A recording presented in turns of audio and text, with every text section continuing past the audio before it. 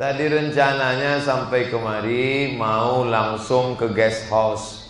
Guest tamu, house rumah. Guest house, rumah punya tamu.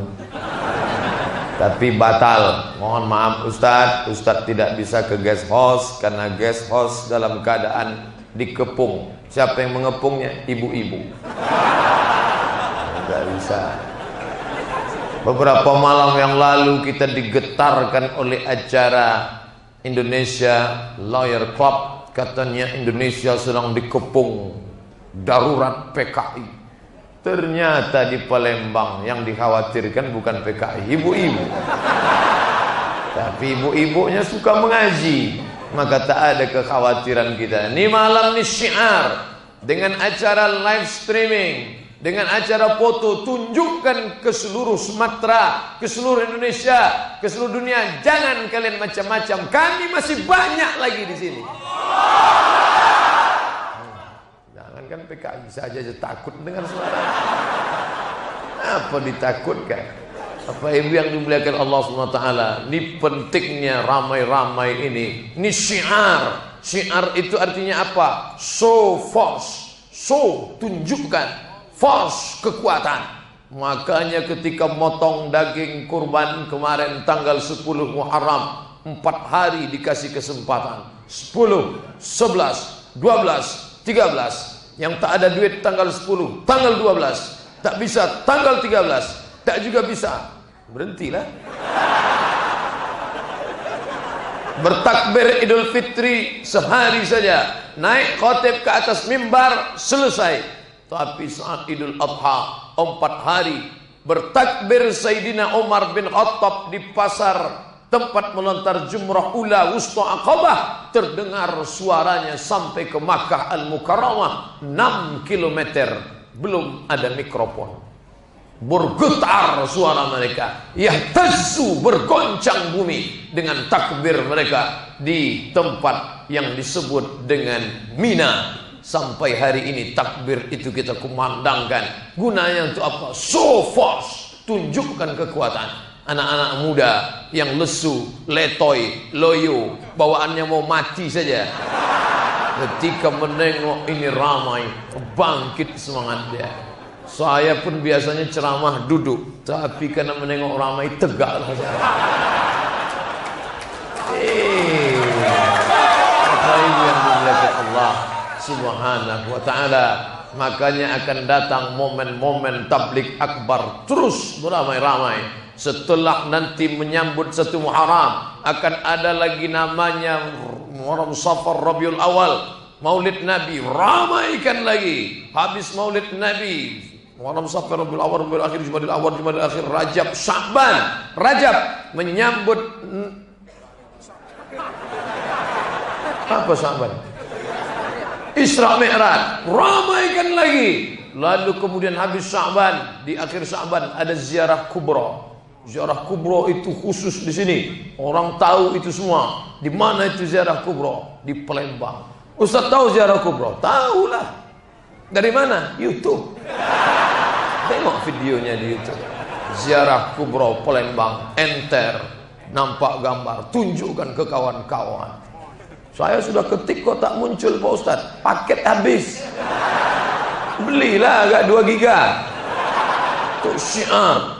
Ini teriakannya bukan main. Allahu Akbar. Gitu buka. Maaf, paket tak ada lagi.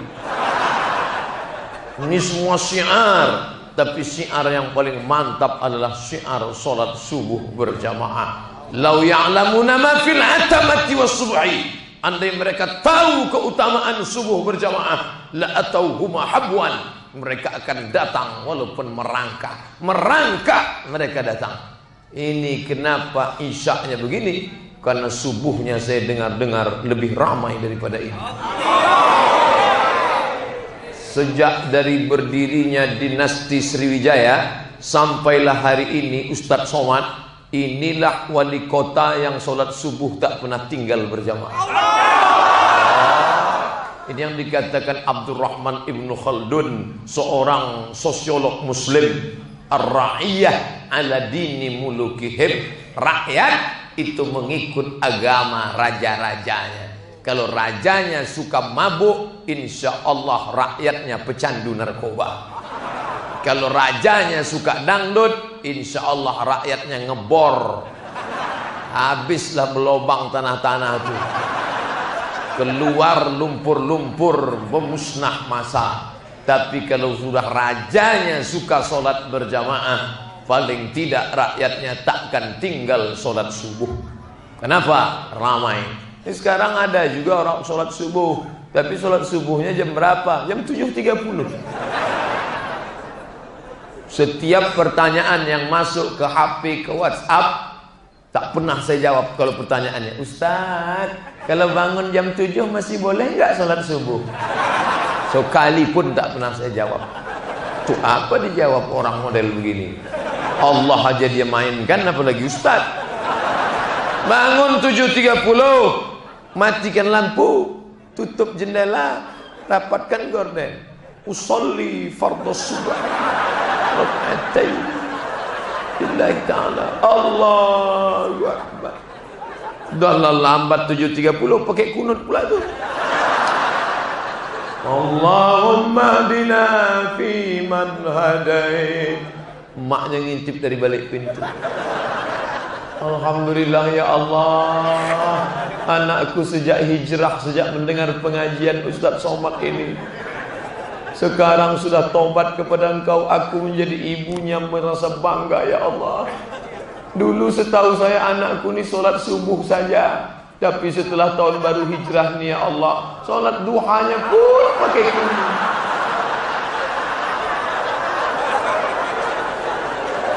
Solat duha pakai kunut kata dia. Apa yang dimuliakan Allah SWT. Siapa yang hijrah itu sebetulnya?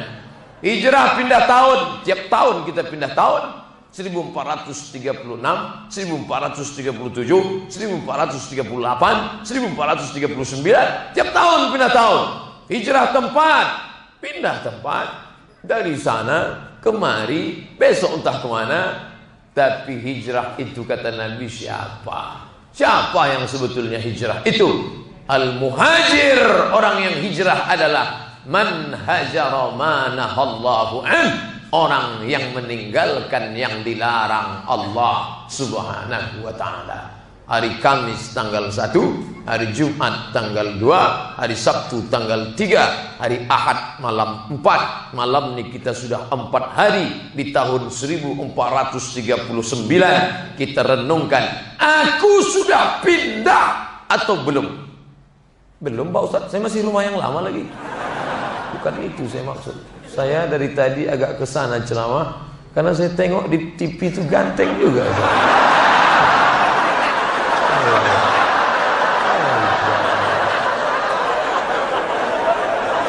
Wal muhajir, orang yang hijrah itu adalah man hajara ma nahallahu an, yang selama ini masih suka membicarakan aib orang. Beli kangkung 1 ikat, ngobrolnya 1 jam.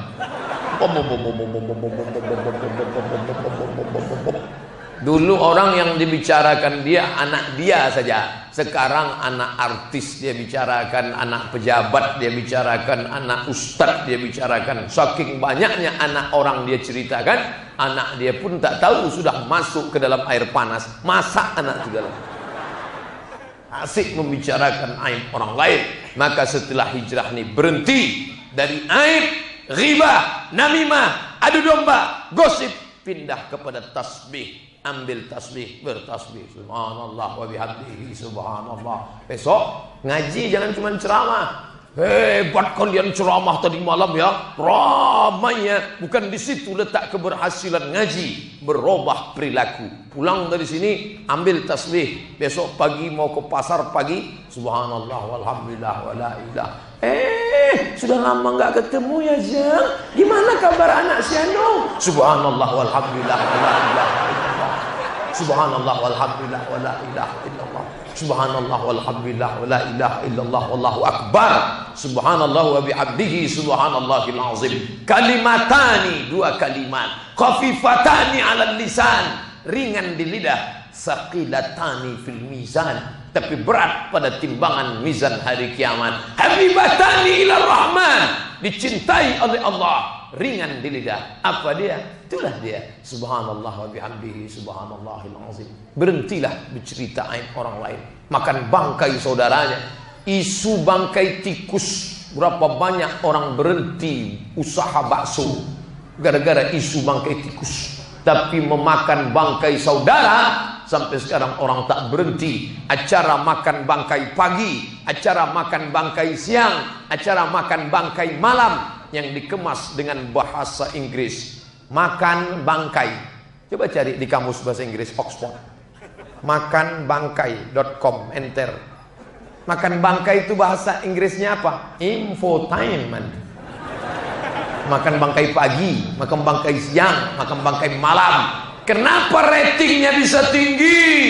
Karena umat Islam yang menonton. Yang punya TV siapa? Tetangga sebelah. Yang punya acara siapa?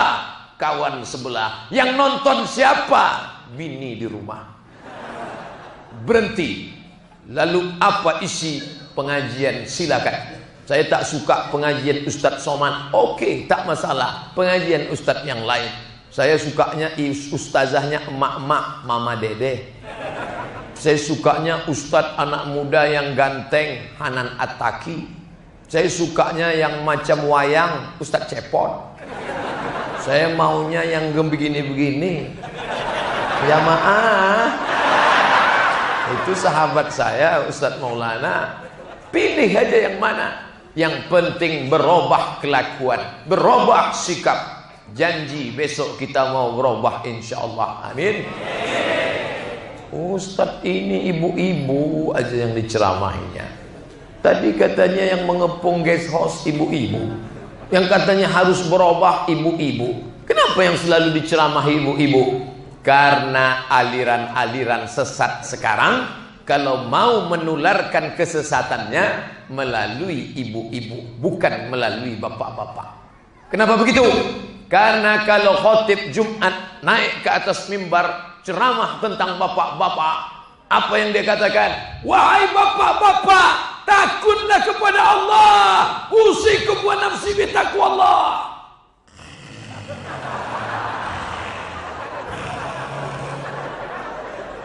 Yang 100 di masjid itu, yang bisa membawa cerita itu pulang lengkap ke rumah 50. Dari yang 50 itu, yang istrinya mau mendengarkan 20. Dari yang 20 itu, yang istrinya mau mengamalkan 10. Itulah cuma. Tapi kalau Ustadz berceramah ke ibu-ibu 100 orang, yang 100 itu akan memaksa suaminya menjadi 200. Yang 100 itu akan mengajak anaknya 2 orang menjadi 400. Dan ada pula menantunya 1 menjadi 500. Cucunya tak ketinggalan menjadi 600. Makanya bapak ibu yang mau melancarkan produknya, pasarkanlah ke ibu-ibu. Dalam program apa? Multi level marketing. Setiap program lewat ibu-ibu. Makanya kalau ibu-ibu yang selalu disinggung dalam ceramah, ibu-ibu jangan sakit hati. Sebenarnya Ustadz punya perhatian yang luar biasa terhadap ibu-ibu. Justru yang kita khawatirkan adalah kalau ada Ustadz perhatian kepada bapak-bapak. Bapak Ibu yang dimuliakan Allah Subhanahu wa taala. Nah, sekarang yang bapak-bapaknya juga berubah. Kalau sebelum ini bapak kasar, wajahnya beringas, mulailah tabassumika fi wajhi akhika sadaqah. Senyummu ke wajah saudaramu sedekah. Senyumlah. Makanya kalau yang bisa bersedekah, sedekahkan semen, bangun masjid. Yang bisa bersedekah, sedekahkan lampu. Kalau kau tak bisa bersedekah, tabassumika fi wajhi akhika, your smile to your friend is sedekah. Senyummu kepada saudara, teman, sahabatmu sedekah. Tapi jangan senyum ke bini orang, nanti mengamuk lakinya.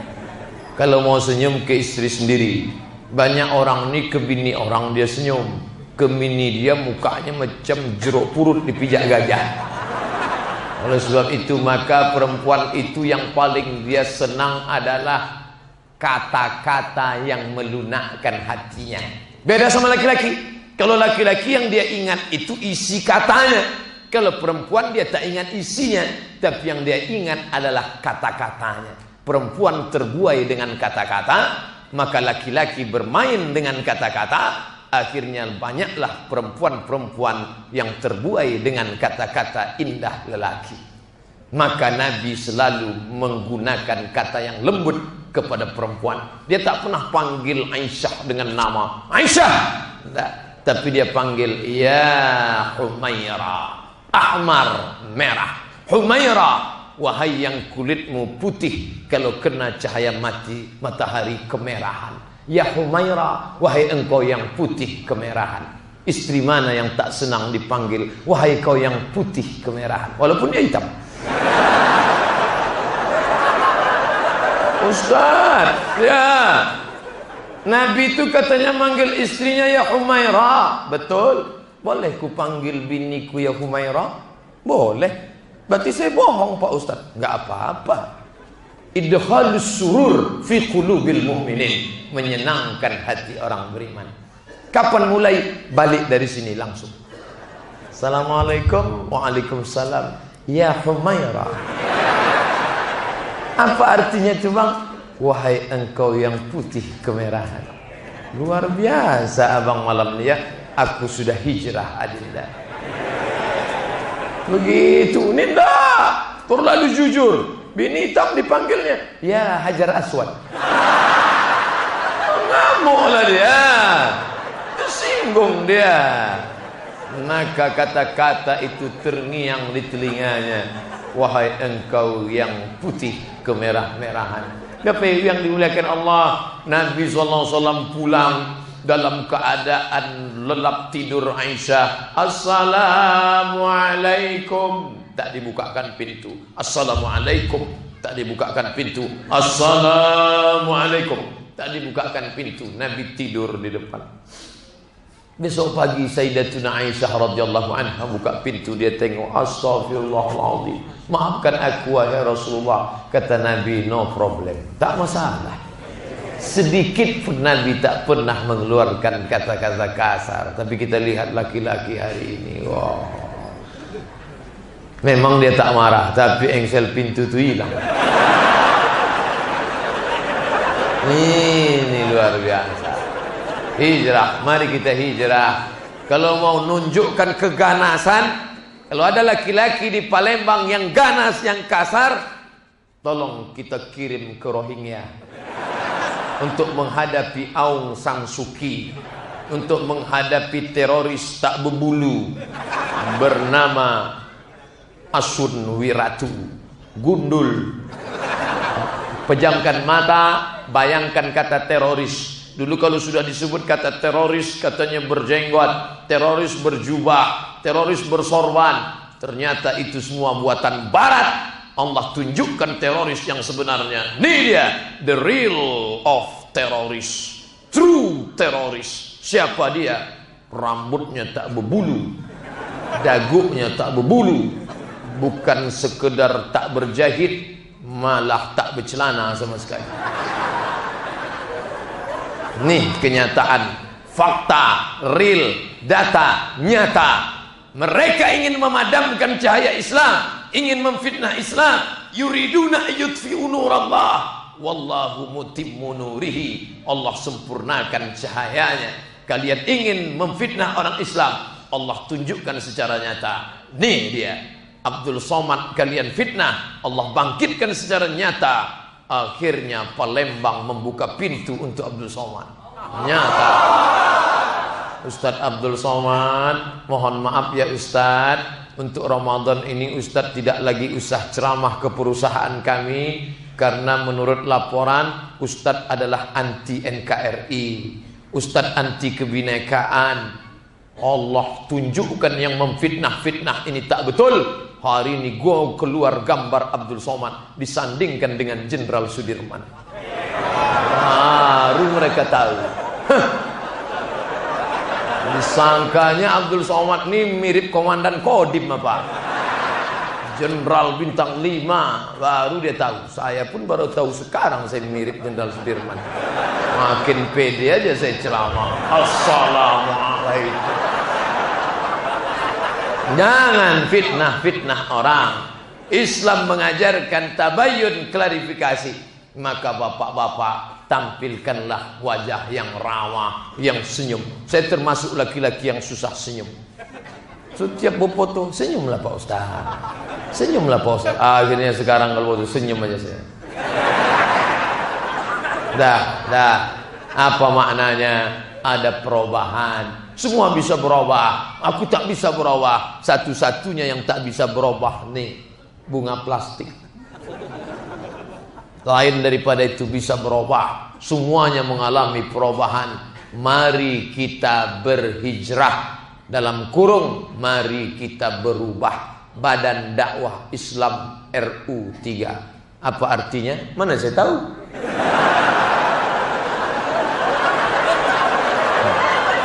Pertamina ini adalah perusahaan BUMN bagian minyak, mengurus minyak. Makanya kalau ada anak-anak lajang nanya ke saya, Ustadz Somad, saya mau menikah Pak Ustadz, perempuan yang bagaimana yang cocok jadi pasangan hidup saya? Kau cari perempuan yang siap hidup dari nol. Itu hanya ada di Pertamina.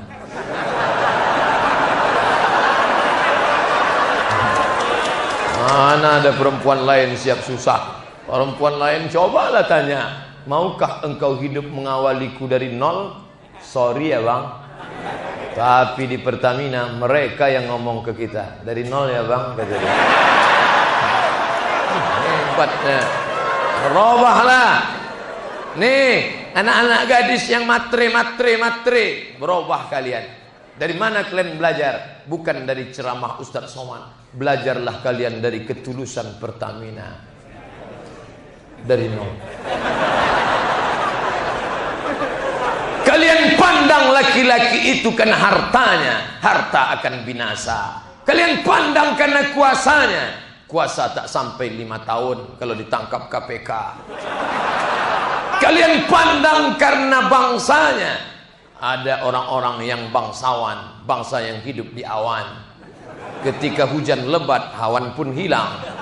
Tapi kau pandanglah dia karena agamanya. Walaupun dia susah, walaupun dia tak ada apa-apa, tapi karena dia bersungguh sujud di atas yang maha kuasa, maka Allah akan berikan dia kaya. Iyakunu fuqara. Kalau dia miskin susah, yughnihimullah. Allah mengayakan mereka. Ini motivasi buat yang muda-muda, yang belum nikah, jangan kalian putus asa. Karena banyak sekali sekarang, karena kasus sulitnya pekerjaan, anak-anak lajang ditolak calon mertua. Kamu mau minang anak saya, kamu bawa apa? Aku membawa cita-cita. Makan kau lah cita-cita. Janganlah begitu. Idza ja'akum man tardawna dinahu. Kalau datang anak lajang meminang anak gadismu, meminang adikmu, meminang kakakmu, meminang keponakanmu, kau senang agamanya, kau suka akhlaknya, nikahkan dia. Tolong dia, maharnya jangan kau buat terlalu tinggi. Nanti anak-anak muda datang bawa baleho, turunkan mahar, turunkan mahar, turunkan harga mahar. Ketika mahar tinggi, maka zina merajalela. Itu sudah hukum alam, simbiosis mutualisme. Di situ ada kebutuhan, di situ harga pasar meningkat. Maka jangan sampai terlalu tinggi ini. Ini nampaknya Ustaz ada pesanan dari anak-anak muda yang lambat nikah. Enggak, itu murni ketulusan dari saya. Karena saya juga pernah ditolak orang waktu dulu. Dan saya yakinkan malam ini yang menolak itu pasti kecewa keras. Harus tahu dia pembalasan Ustadz Somad.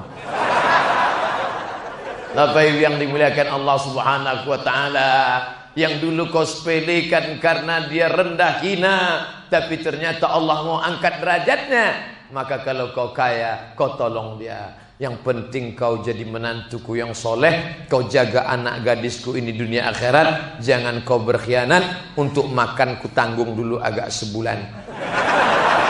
Tapi habis itu kau kerja ya calon menantuku. Iya Pak, insyaallah di sanalah wallahu fi aunil abdi ma kana al abdu fi auni akhi. Allah akan menolong seorang hamba selama hamba itu mau menolong saudaranya. Apalagi yang kita tolong ini adalah anak muda yang sarjana, punya kemampuan, hanya saja keberuntungan belum di tangannya, tapi Allah akan bukakan pintu rezeki kepada dia lewat pertolongan kita. Kapan dimulai? Anak-anak muda besok pagi langsung pinang, sebelum pikiran bapak itu berubah. Bapak ibu yang dimuliakan Allah, ibu-ibu calon mertua juga, mari kita berubah, mari kita berhijrah. Coba tengok tanda seru 3 kali. Itu maknanya apa? Dia mengatakan mari kita berubah. Ini ibu-ibu materinya luar biasa. Asal datang anak lajang mau minang langsung buka gorden. Inilah yang nampakku dalam tahajudku tadi malam. Dia pakai Pajero Sport kan? Inilah dia. Ya. Jangan buru-buru, Mang. Nggak boleh terburu-buru. Sekarang kalau nggak buru-buru nggak dapat, Bang. Abang dulu mendapatkan aku karena buru-buru kan? Maka ini harus kita terima. Kita tanya dulu, dia dari mana, orang mana, suku apa. Nggak usah kelamaan, nggak pakai cepat, langsung cepat, nggak pakai lama, harus cepat. Akhirnya si bapak ini pun takut. Yalah kalau udah begitu kata mama, saya tak bisa memisahkan dari dirimu mah, walaupun kau sudah lisut, gitu dia. Akhirnya mereka terimalah, dinikahkan juga. Setelah seminggu si anak pun balik berurai air mata, menangis tak berhenti. Si mamah bolak-balik merayu untuk berterus terang. Kenapa kau menangis, nak? Kenapa? Makin kuat. Tulislah kalau nggak bisa ngomong. Mana spidolnya? Rental.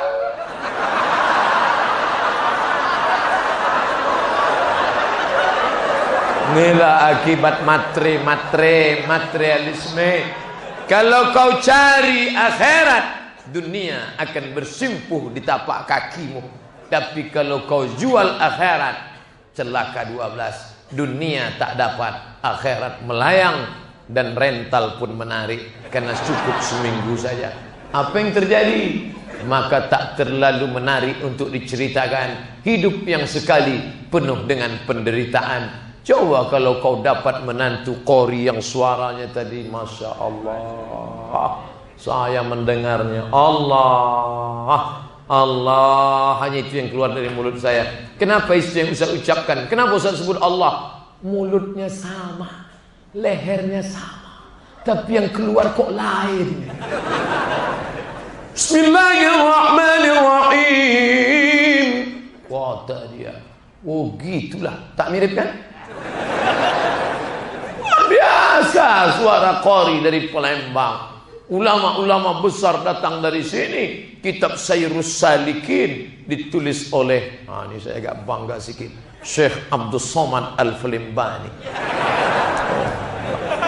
Masya Allah.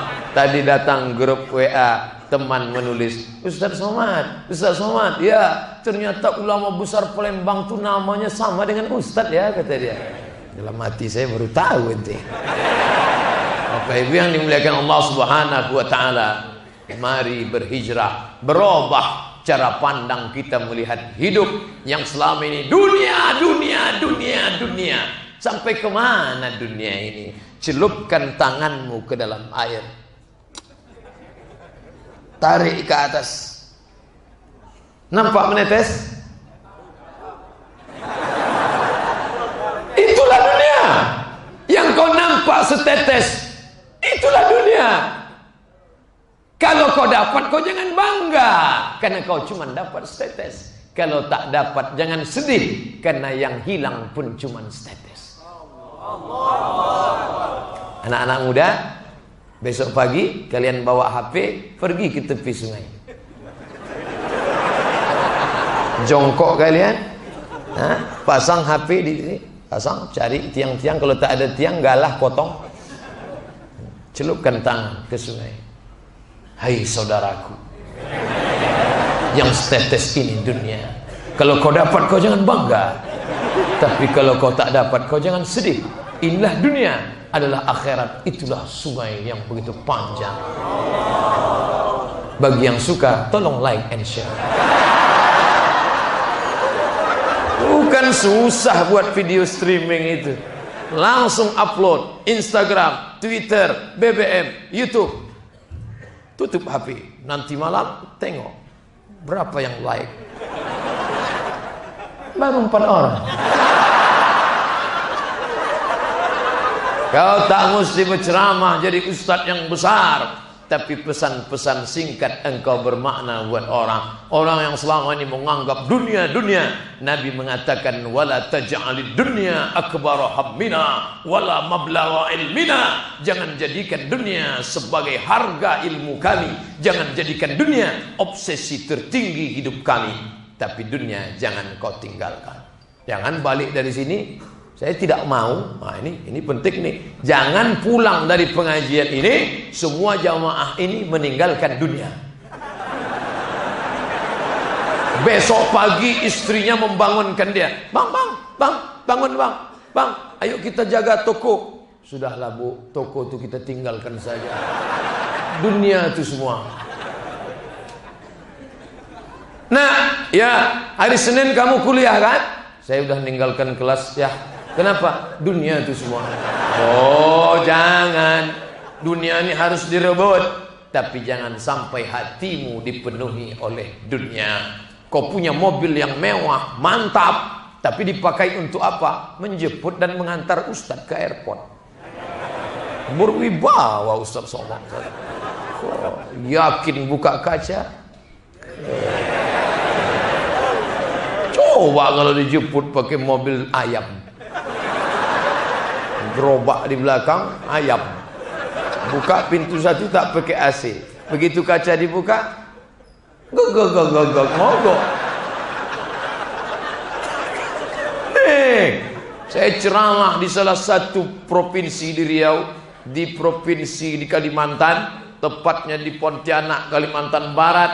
Kami Pak Ustadz membuat sebuah komunitas pengusaha-pengusaha orang kaya muslim, dan ini pula ulama-ulama. Selama ini ulama sibuk dengan ayat hadisnya, pengusaha bisnis dengan bisnisnya, sehingga ada dua yang terpisahkan. Kami satukan menjadi satu. Kami buat acara tabligh akbar. Ini meminjamkan, saya tak pandai ceramah, tapi mobil ini pakailah lengkap dengan bensin-bensinnya. Saya tak pandai ayat, saya tak tahu, gunakan ini untuk menolong agama Allah. Jadi jangan pahami bahwa berdakwah itu mikrofon, suara, ceramah, mimbar, kursi. Bukan. Apa yang kau gunakan untuk menolong agama Allah subhanahu wa ta'ala. Allahu Akbar.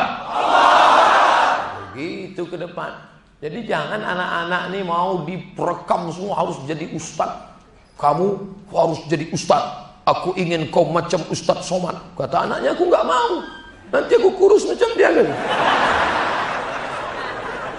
Anak itu tanya baik-baik. Nah, ini ada gambar. A. Abri. B. Polisi. C. Cendekiawan. U. Ulama. Kau pilih yang mana? Aku mau jadi bisnismen. Silakan. Masukkan dia ke SE. Sarjana Ekonomi. Fakultas Ekonomi. Habis itu dia akan ambil S2. Habis itu akan S3. Osteler, S cendol. Memang anak bubuk sekarang bisnis apa? Ya anak saya sekarang sedang usaha esteler lah.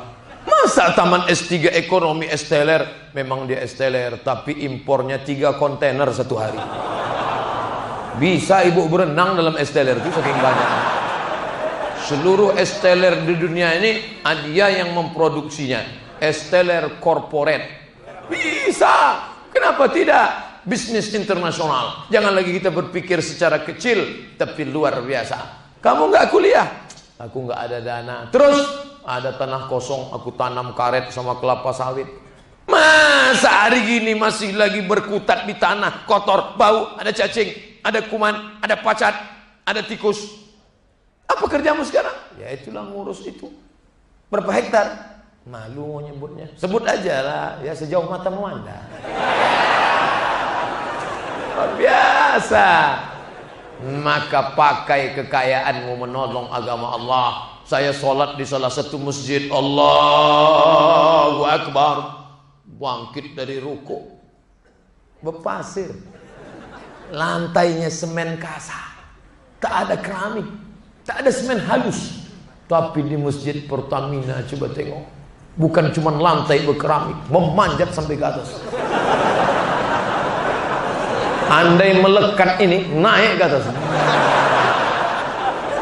Saking kan banyaknya duit Pertamina untuk membuat, maka kau pakai agama Allah dengan menolongnya dengan apa yang kau punya, apa yang kau bisa tolong. Tolong, aku bisa menolong kasih AC, kasih AC, kasih. Aku mau kasih kipas angin. Tengok, kau mana mata memandang kipas angin. Kipas angin yang model berzikir pula tuh. Ada berzikir pun tidak? La illallah, la illallah. Biasa. Ustadz ini nampaknya ceramah, tapi kunci ceramah Ustadz Somad ini saya lihat letaknya di mikrofon. Kalau sudah mikrofon hancur, hancur ceramah dia. Maka saya harus berikan mikrofon ke masjid. Makanya malam ini semangat ceramah. Coba kalau begitu ceramah, Assalamualaikum warahmatullahi.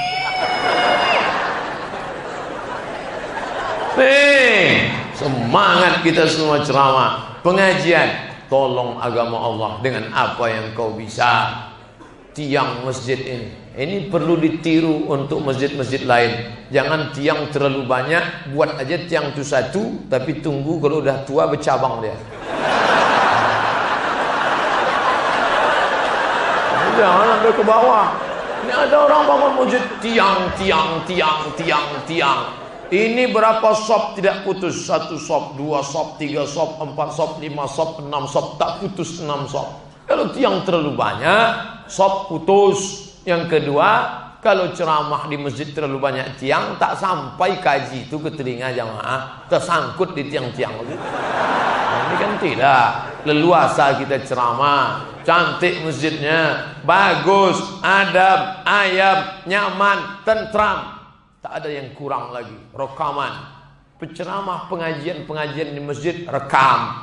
Setelah direkam, upload. Syiar kita, berapa kamera nih? Ya, yang kecil tak terhitung, yang besar-besar aja 1, 2, 3, 4, 5, 6, 7.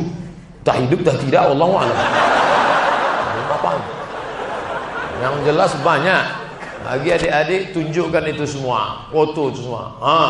Kirimkan ke kawan-kawan. Kalau kalian mau buat tabligh akbar pengajian, rekam, simpan di file-file masjid. Buatkan satu folder pengajian tahun 2017, 2018, tertib administrasi. Mulailah kita hijrah dari administrasi amburadul, kacau balau, lintang pukang, tunggang langgang, kepada administrasi yang tertib, sehingga pindah organisasi baru, pindah kepengurusan baru. Anak-anak yang lama dia buka file-file lagi. Ini file ceramah tahun berapa nih? Tahun 2017. Coba buka satu-satu, siapa aja ustadz yang diundang. Kepengurusan tahun berapa nih? 2037. 20 tahun sudah umur filenya. Pas mereka buka, ini ada ustadz yang mantap yang satu ini. Yang lain-lain tak macam ini gayanya.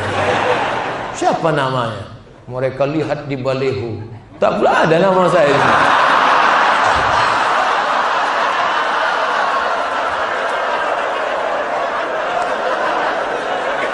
Oh, ini Ustaz Somad ini.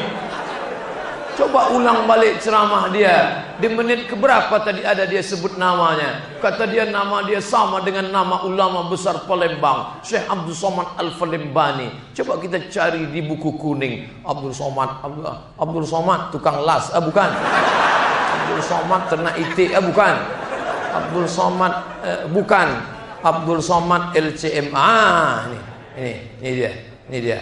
Ayo, berapa nomornya kita telepon anak-anak pengurus masjid Palembang 2037 mau mengundang. Assalamualaikum. Waalaikumsalam. Betul ini Ustadz Somad? Tak salah lagi saudara. Kami mau undang Ustadz ke Palembang. Ya, saya tahu wong kita galuh. Saya akan datang. Saya pernah ke sana 2017. Sudah 20 tahun kalian masih ingat dengan saya ya. Waktu itu Ustadz, pas Ustadz ceramah, kami lari-lari ke sana kemari anak-anak. Saat itu kami tak tahu, tapi sekarang kami sadar. Kami kembali ke masjid karena kami ingat ayah, emak, ibu, bapak kami membawa kami ke masjid. Orang Melayu berkata, dari kecil terlonjak-lonjak, sudah besar terbawa-bawa, sudah tua terubah tidak. Kami ingin balik.